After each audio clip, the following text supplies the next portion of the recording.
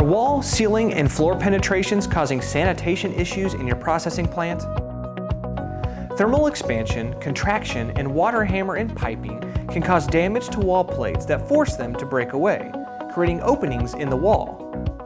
Pipetite is a maintenance-free solution to these problems. It seals penetrations while allowing movement of tubing. There's no need for caulking as its base incorporates self-sealing lip seals. Installation is a breeze. Simply cut to size along the pre-marked lines, slide it onto the pipe, then secure it to the wall by inserting wall anchors into the pre-drilled holes. Since there's no caulking or sealant required, there's no need for cleanup after installation. Do you have pre-existing piping? Pipetite Reboot works with piping that has already been installed. Simply wrap it around the existing piping and clamp it back together. But Pipetite does more than just wall and floor penetrations.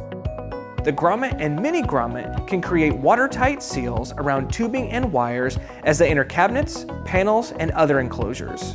Flat Pipetite creates a seal for jacketed tanks and vessels with limited space. Pipetite Sleeve Boot even seals off tube-and-tube transitions. For a truly maintenance-free solution, contact a CSI Pipetite expert.